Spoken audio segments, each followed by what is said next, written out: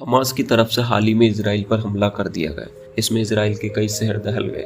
आखिर क्या कारण है इन दोनों के बीच हमले का? क्यों फिलिस्तीन ने हमला किया? आइए जानते हैं। इसराइल और फिलिस्तीन के बीच एक बार फिर जंग छिड़ गई। इन दोनों देशों के बीच यहाँ युद्ध पहली बार नहीं बल्कि कई बार हुआ। फिलिस्तीन के हमास ग्रुप ने इसराइल पर एक नहीं, दो नहीं बल्कि 5000 रॉकेट दागे और इसी को लेकर फिर इसराइल ने भी युद्ध का ऐलान कर दिया। बताया जाता है कि हमास ने इसराइल पर हवाई हमला ही नहीं बल्कि जमीनी घुसपैठ भी की है और कई इसराइल के सैनिकों को बंधक भी बना लिया है। इस हमले में इसराइल के कई सैनिकों तथा नागरिकों की मौत भी हुई, कई लोग घायल भी हुए। तो आखिर क्या कारण है और क्या वजह है जिसके चलते यहाँ विवाद हुआ? इसराइल और फिलिस्तीन के बीच यहाँ कहानी 75 साल पुरानी है। जब इसराइल तुर्की का हिस्सा हुआ करता था, उस समय तुर्की में ओटोमन साम्राज्य हुआ करता था। फर्स्ट वर्ल्ड वॉर में ब्रिटेन और तुर्की के बीच युद्ध हुआ। ब्रिटेन युद्ध में जीतकर ओटोमन एम्पायर का अंत कर दिया। तुर्की के हिस्से वाले यहूदी जो आज के समय इसराइल में रहते हैं, वे अपना एक अलग राज्य बनाना चाहते थे, जिसके चलते ब्रिटेन ने यहूदियों का पूरा साथ दिया। ब्रिटेन के साथ से फिलिस्तीन में अलग राज्य बनाना था, लेकिन सेकेंड वर्ल्ड वॉर में ब्रिटेन कमजोर पड़ गया और ब्रिटेन ने इस मामले को लेकर 1945 यूनाइटेड नेशन के पास चला गया। फिर 1974 में यूएन ने फिलिस्तीन के 2 टुकड़े कर दिए और 2 अलग अलग राज्य बना दिए।